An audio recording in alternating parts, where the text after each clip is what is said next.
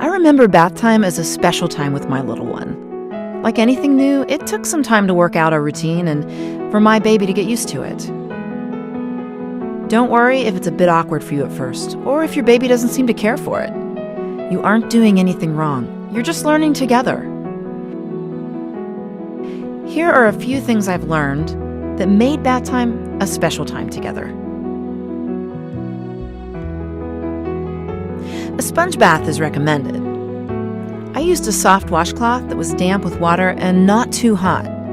I'd lay him on something soft and padded, make sure he was secure, that the room was warm and not too drafty, making sure to clean between the folds of the skin, especially behind the ears and under the neck. And I'd have a towel nearby to wrap him up right after the bath. Initially, bath time was just long enough to wipe off any dirt, dried milk, or peeling skin. I didn't need to shampoo his hair at every bath.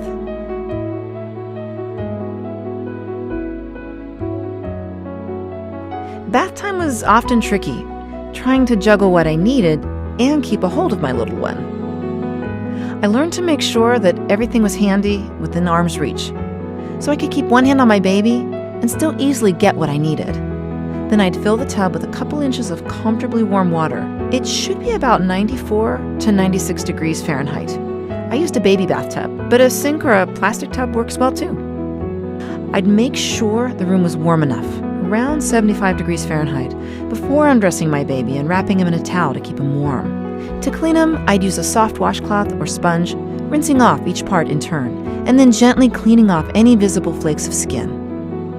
I was extra careful to go in between all the folds of skin, being sure to check behind the ears, between the fingers and toes, under the arms, and in the folds of the neck and thighs where dirt or milk collected.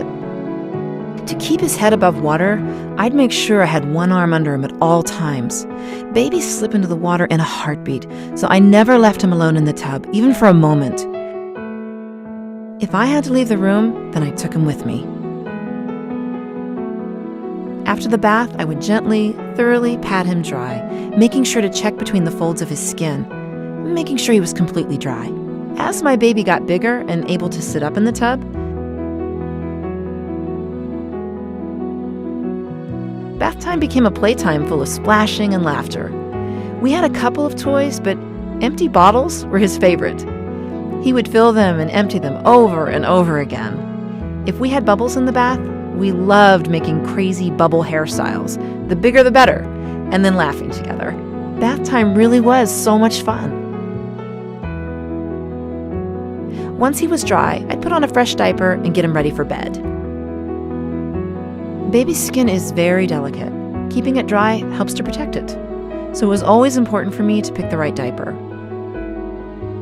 A good night of sleep means baby wakes up in a good mood, and that's a good start to the day. So we tried to make sure he slept in dryness. I found a good quality diaper that pulled all the pee and wetness away from his skin and kept it there. It really seemed to help him get the sleep he needed. Those are the best bath time tips I've learned over the years. I'm sure you are developing your own as you love and care for your little one. If you're finding it to be a challenge, try not to worry. Each baby is different. You'll settle into your own routine and have tips of your own to share in no time. On behalf of Pampers, this is Kathleen Fisher with Howdini. Visit Pampers' YouTube channel for more parenting tips.